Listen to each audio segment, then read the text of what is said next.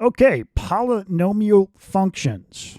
You could argue that this topic is the most important topic in all of algebra. And one of the reasons is because this is where we're going to learn about the fundamental theorem of algebra. But also you can think about it because a polynomial includes anything linear or quadratic. So studying polynomial functions as a whole, you can see why this is the central, most fundamental topic in all of algebra. Okay, so in this video, we're going to go through section 3.2, which is an introduction to polynomial functions. But then in the next two sections, we'll continue studying polynomial functions. In the next section, we'll look at polynomial long division.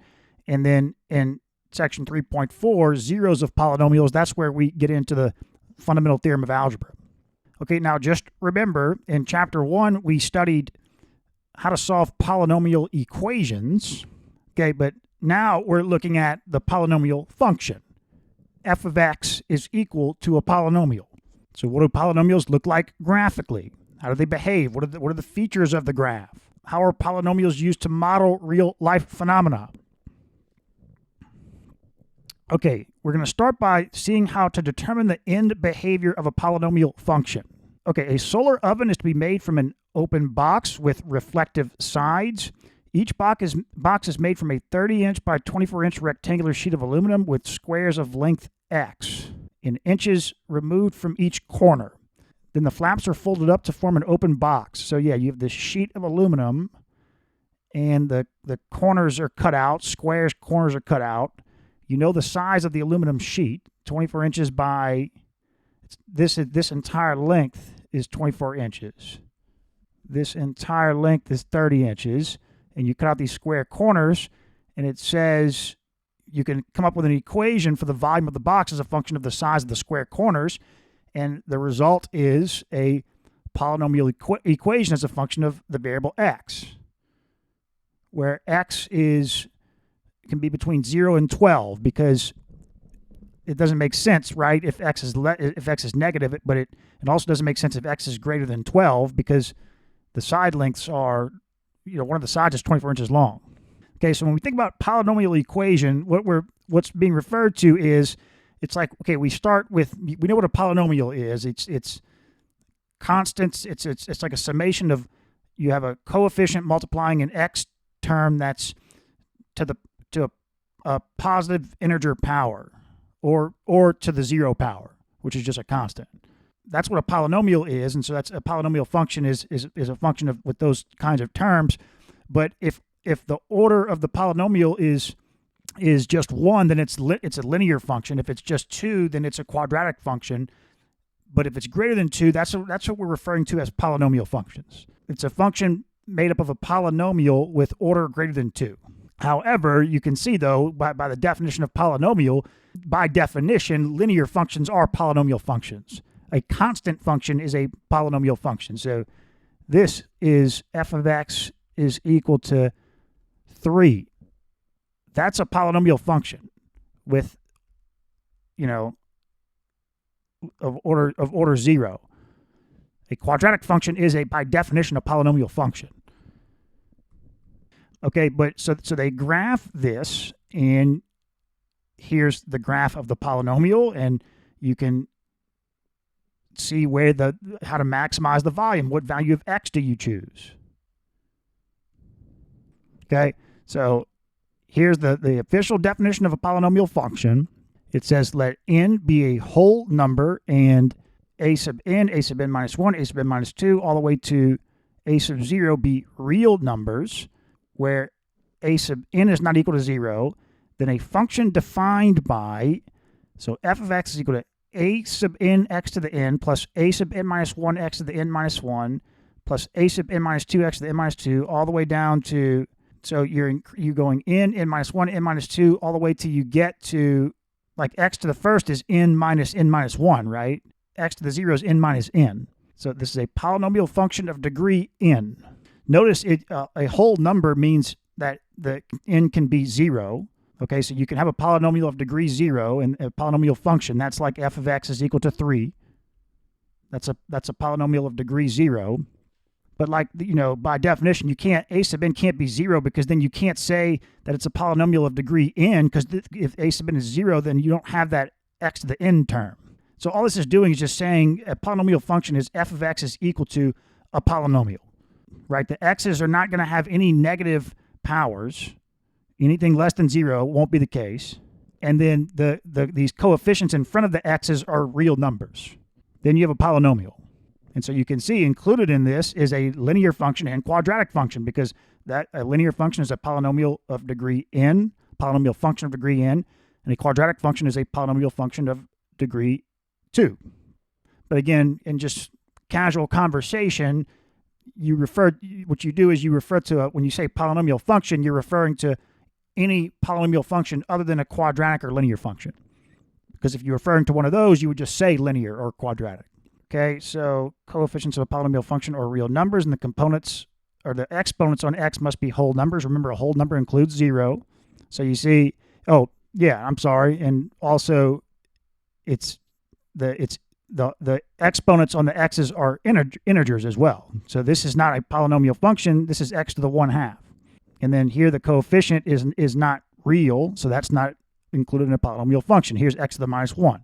So yeah, n is a whole number.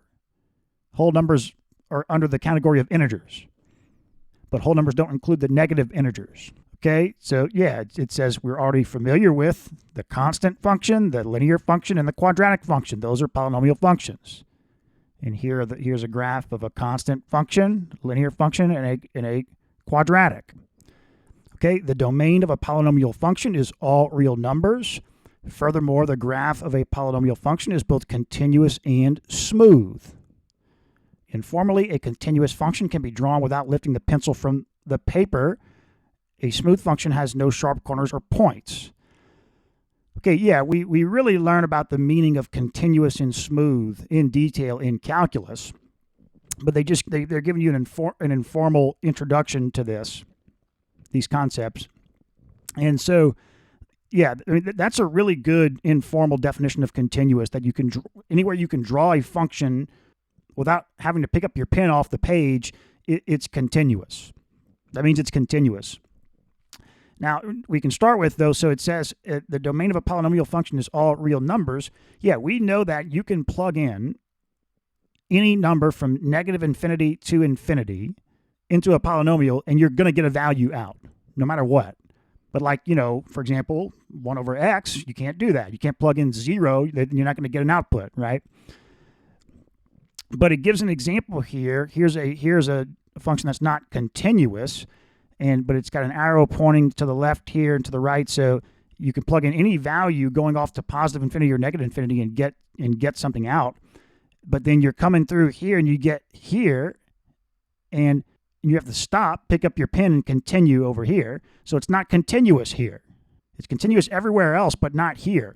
But its domain is all real numbers, because at the discontinuity, you can plug in x into this function, and here's the value, right? So the domain of this function is all real numbers, but it's not continuous everywhere. Okay, now here's an example. This looks like 1 over x, where you can plug in anything into this function other than 0. Right? You'll get a number if you plug anything in but other than 0. But at 0, we'll study these kinds of functions later. This is called a vertical asymptote. We'll study what that means later. But to draw this function, you come here. Now you have to stop, pick up your pen, and continue. So it's not continuous, but it's also not defined at x is equal to 0 either. So its domain isn't all real numbers, and it's also not continuous everywhere. Okay?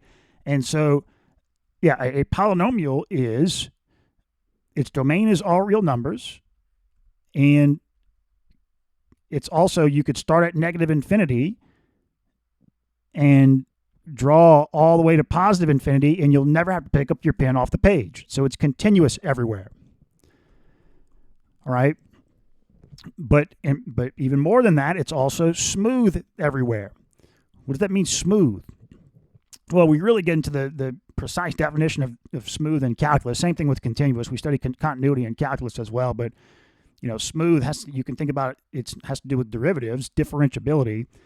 But Smooth is, so if we think about the graph of the absolute value, I'm not sure if we studied that yet.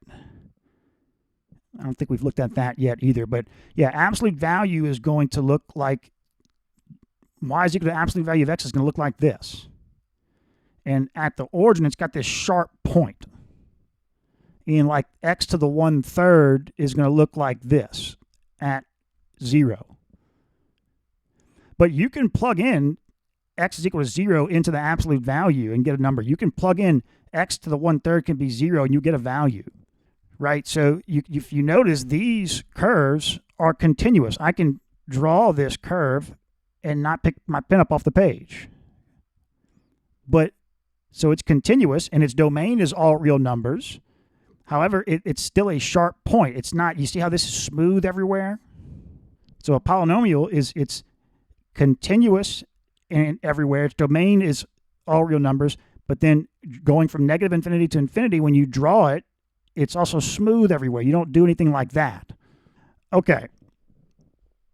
Now, it says to begin the analysis of polynomial functions, what we're going to look at first is what are called power functions.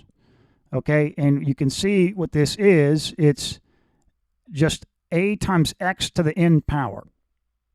That's it. So you can think about if we come here, in a way, I mean, this isn't the definition of a power function, but in a sense, we're kind of looking at the first term of a polynomial function and ignoring the other terms. Okay? So, but a power function is just a constant times x to an integer power, and it graphs. So here you can see x squared, x to the 4th, x to the 6th, and here you can see x cubed, x to the 5th, x to the 7th. And yeah, so take note of, we see a quadratic, right? But then you see what happens when you go to x to the 4th and x to the 6th. The verticals get steeper, and also the base flattens out. And the reason the base flattens out, it's flattening out between -1 and 1. Because it actually, whenever, if you have a higher power, when you're between -1 and 1, it flattens, going to the higher power flattens the curve. But then once you get above 1, it obviously gets steeper. Okay, and no, this is y is equal to x, x cubed, and x to the 5th. So y is equal to x is just a line, and then here's x cubed and x to the 5th. And then same idea, it's gonna get, as the power gets higher, it's going to flatten between 1 and -1, but then get steeper when the x is greater than, the absolute value of x is greater than 1. Okay, now it mentions here, so okay, what happens if you multiply multiply one of these by a coefficient out front? Well, okay, if it's a positive coefficient that's greater than 1, it's going to just make everything steeper, including the flat portion, right? It'll just make everything steeper. If you multiply by a positive number that's less than 1, it'll make everything across the board flatter. And then if you include a negative in there, then it's going to flip about the x-axis. Okay, so now why are we looking at power functions? Well, because the title of this opening part of the section was about determining the end behavior of a polynomial function. Okay, so here's some notation. Just the term infinity means extremely large, right? So we can think about x going to infinity, x going to negative infinity, f of x going to infinity, or f of x going to negative infinity. So you're thinking about you can think about it from two perspectives. You could take any variable and think about what happens when that variable approaches infinity or negative infinity. But here we're just with polynomial functions, there's only two variables. There's the input x and then the function itself. Okay. Now, here, this is an important paragraph here. So we know with a polynomial function, the leading term has the greatest exponent on x. So therefore, as the absolute value of x gets large, that is, as x approaches infinity or negative infinity, the leading term will be relatively larger in absolute value than all the other terms. In fact, x to the n will eventually be greater in absolute value than the sum of all the other terms. So this is a really important sentence here. Okay, with a polynomial function, if you're thinking about the end behavior, what they mean by end behavior, you're thinking about how does the function behave? So, meaning the graph, right? The graph tells you how the function behaves, what the outputs of the function are doing. How does the function behave as you go a good bit away from 0 in the positive direction? Or how does the function behave when you go a good bit away from 0 in the negative direction? That's the end behavior. Well, it's telling us here for a polynomial function, the leading term will eventually be greater in absolute value than the sum of all the other terms. And so what they're saying is that all we need to do to study the end behavior is look at the leading term. Now, if x is positive or negative, it doesn't matter. This term could be getting really large in the negative direction, but it's still dominating. It's saying that even if it's negative, it's still as far as the absolute value, the magnitude, it's still, as x goes to positive or negative infinity, this term is taking over the sum of all the other terms. Okay, therefore the end behavior of the function is dictated only by the leading term. And the graph of the function far to the left and far to the right will follow the general behavior of the power function y is equal to a times x to the n. Okay, so when we're thinking about the behavior of any polynomial function from the perspective of just descriptively talking about how it behaves, or graphically, which is kind of the same thing, then we can first look at the leading term. Okay, so now with any polynomial function, when you're analyzing the leading term, there's 4 distinct scenarios. So you have the case where the exponent on the leading term is even, and then there's the case where the exponent on the leading term is odd. But then if you come back to even, there's the case where the coefficient out front is positive or negative, and then same thing with odd, you can have the case where the coefficient is positive or negative. With each of these 4 scenarios, you're going to get distinctly different end behavior. But like you might say, well, what about, okay, you can have an exponent be even, but what's the difference when you have x squared or x to the 4th or x to the 6th? Well, that's kind of like if the coefficient is 5 or 6 or 7. If we come back here, yeah, here we go. So here's the example where you have x squared, x to the 4th, x to the 6th. Yeah, it's different. The behavior is a little bit different. It's just, as the exponent gets bigger, it gets steeper, but these aren't distinctly different, right? But like if you change to an odd exponent, yeah, I guess on the right, it's not distinctly different, but on the left, it's different. So you want to separate, you want to make it clear if you're referring to a leading term or a polynomial with degree that's even or odd, as far as the end behavior is concerned. Okay, so what's going to happen is if the degree of the polynomial is even, then you can think about the main consequence of that is that if x is positive or negative, once you evaluate the x to the even power term, it just becomes positive, right? So what the consequence of that is that both of the end both the positive and the negative end behaviors, if the order of the polynomial is even, are going to be in the same direction. They'll both be going, as x approaches infinity or negative infinity, both will be going to, the function, the f of x will be going to infinity if the coefficient out front is positive and the power is even. Okay, now if the coefficient out front is negative, then the function as x goes to positive or negative infinity will be going to negative infinity. You see how they specify that? As x goes to negative infinity, the function goes to negative infinity. Now, how steep do you draw it? Well, I mean, it depends on how big is the exponent. Is it to the 4th, 6th, 8th? And how big is the coefficient? But we don't have to worry about that. Later, we're going to be talking about how to draw polynomials. We're not going to be concerned with, unless it's like an enormous exponent or something, then maybe you'll draw it, instead of drawing the end behavior like this, you might draw it a little bit steeper or something. But we just don't want to have an even exponent as the leading term, and then let's say a positive coefficient out front, and come to as x goes to negative infinity, say or draw that the function is going to negative infinity. That would be incorrect. You need to know that if the leading term exponent is even on a polynomial function and the coefficient out front of that term is positive, then as x goes to infinity, the function approaches infinity. As x goes to negative infinity, the function approaches infinity.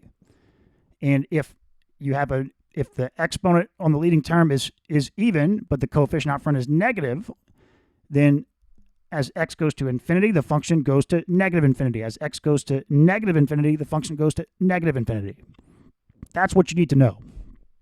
Okay, now what if the leading term exponent is odd?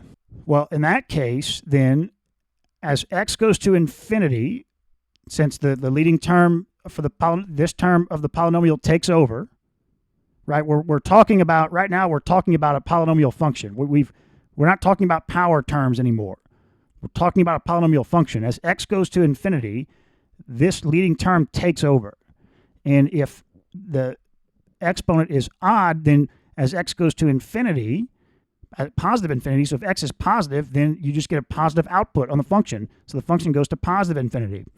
But as x goes to negative infinity, the odd exponent is not making the x argument, the x to the n, positive. It's staying negative. Okay, and yeah, so the coefficient out front is positive.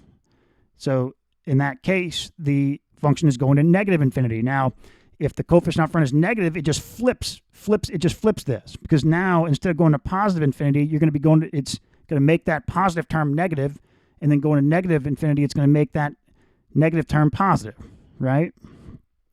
Okay, so here's an example, but we'll work a bunch of examples on determining. We're given what they're doing is you're given a polynomial, and you want to determine what the end behavior is. You want to state, as x goes to infinity, what is the function doing? As x goes to negative infinity, what is the function doing? And you're just given a polynomial, and that's it. Okay, so we just talked about the end behavior of polynomials. Now we're switching topics. We want to look at identifying zeros and multiplicities of zeros. So, okay, consider a polynomial function defined by y is equal to f of x.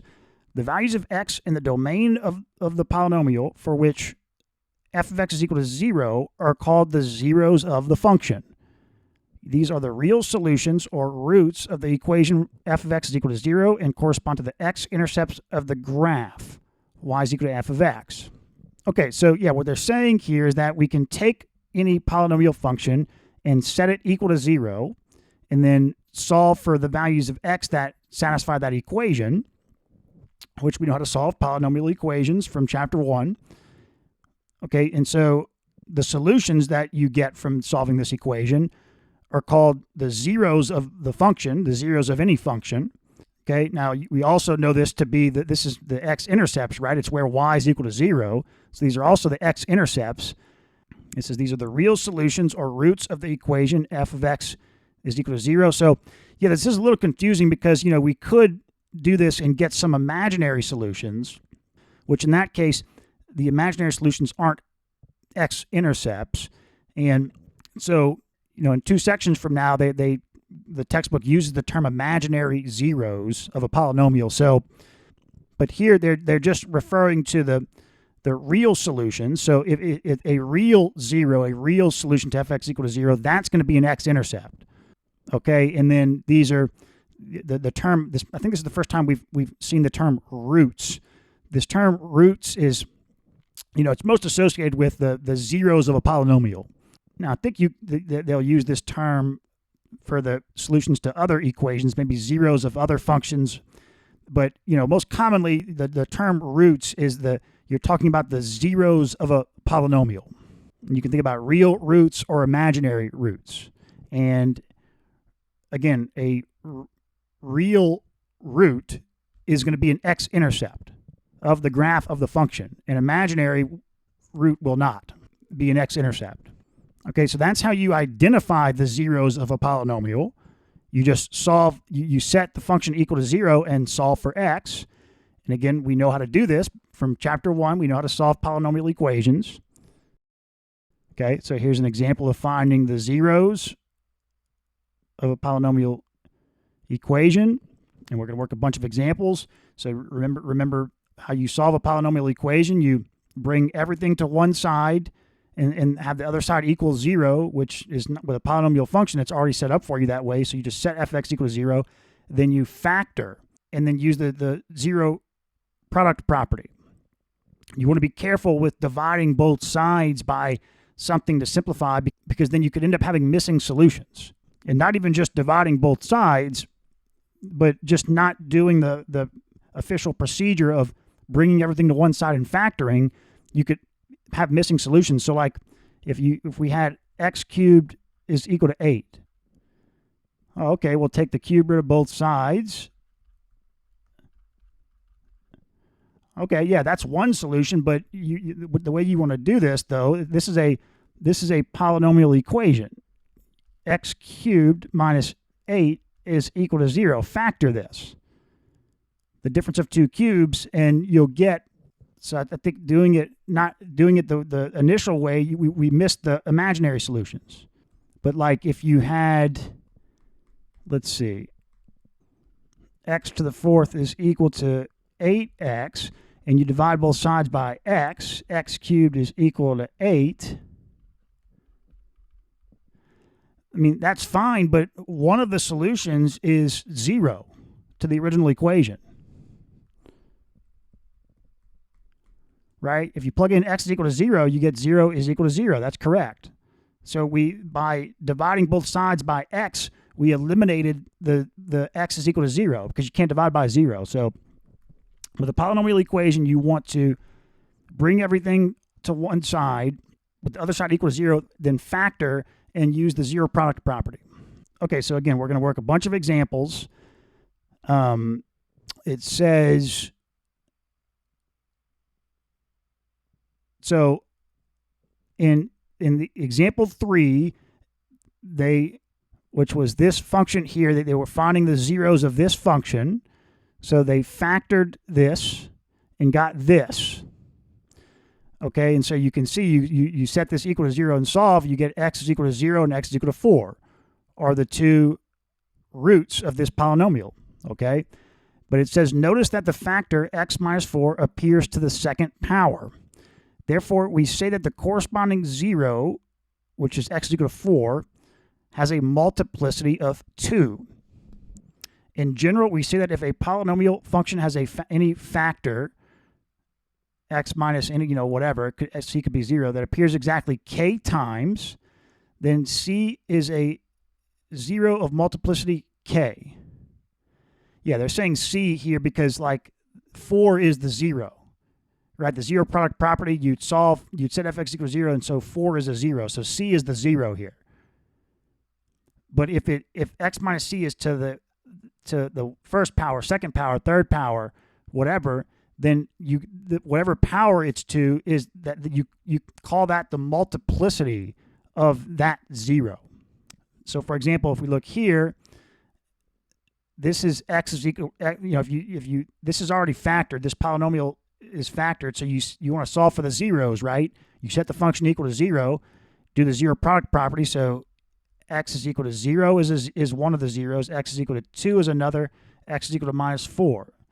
But you can go further and say that, okay, that this 0 here has multiplicity 2, this 0 here has multiplicity 3, and this 0 here, x equal to minus 4, has multiplicity 7.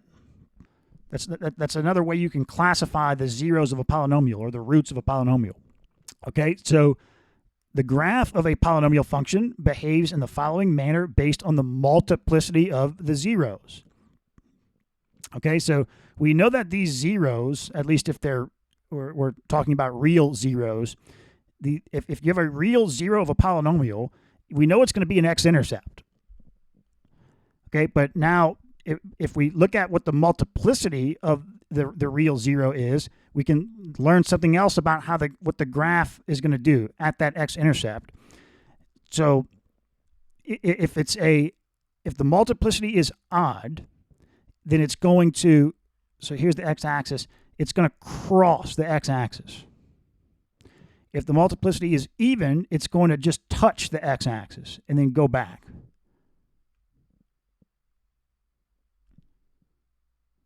Interesting, right? Like here's a touch. This 0 has a multiplicity, this real 0, because if it's not a real 0, it's not going to be an x-intercept, right? So this real 0 has a multiplicity that's even. So this might have been, so okay, this would be what? 1, 2, 3. This would be x minus 4 squared, or to the 4th. Or, well, yeah, okay, it's x minus 4 squared, right? But this multiplicity of this 0 was 1 is 1, so it just crosses. Okay, it's called a cross point and a touch point. Okay, so now they work some examples, determining zeros and multiplicities. We're going to work a bunch of examples. Make sure you review the section on solving polynomial equations from chapter 1 if you need. Okay, the intermediate value theorem, we learned about this in more detail in calculus. It says, okay, in the previous examples, the terms, or the zeros of the functions were easily identified by first factoring the polynomial. However, in most cases, the real zeros of a polynomial are difficult or impossible to determine algebraically. Yeah, so maybe you can't, what do you do if you can't factor it, right? Well, that's what they're saying. In most cases, you can't. And so you'll have to resort to more advanced methods, or it's actually not possible. So what do you do? It's okay, so it says, for example, the function given by, here's a 4th degree polynomial, has zeros of minus 1 plus or minus root 6 and minus 2 plus or minus root 7. At this point, we do not have the tools to find the zeros of this function analytically. Yes, what they're saying is that we haven't learned anything up to this point, and I don't think we will for the rest of this course in this entire book, that would allow us to factor this or even solve for the zeros of this. Okay, but it could be the case that even no mathematician can solve for an exact solution to the zeros of a polynomial if the polynomial gets too complex. Okay, but however, we can use the intermediate value theorem to help us search for zeros of a polynomial function and approximate their values. So yeah, just because you can't solve things in math, but you can always use numerical methods, and that's really valuable for engineers and scientists.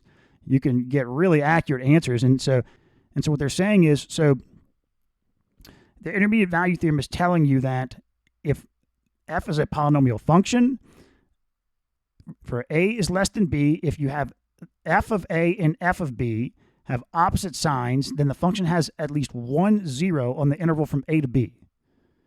And this comes from the fact that the function is continuous on a to b. If it wasn't continuous, well then yeah, because you can, if it's not continuous, well then it might be negative going, so that let's say this is a and this is b. Well, maybe it stops here and it jumps up here, and then, okay, but there's no 0 here, right? There's no 0 between a and b. But you could evaluate this function at b and it's positive, and this function at a and it's negative.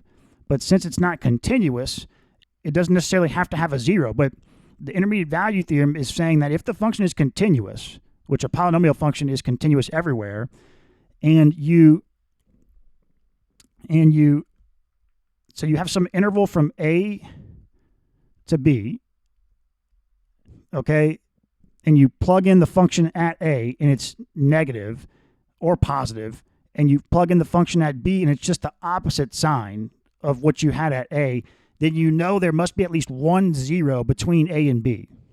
And so with that, we'll learn in numerical methods, and calculus talks about this a little bit too, but there's ways you can, plug in like MATLAB codes and stuff, and it'll these algorithms that will like search for the 0, and then it'll find the 0 like to 10 decimal places of accuracy.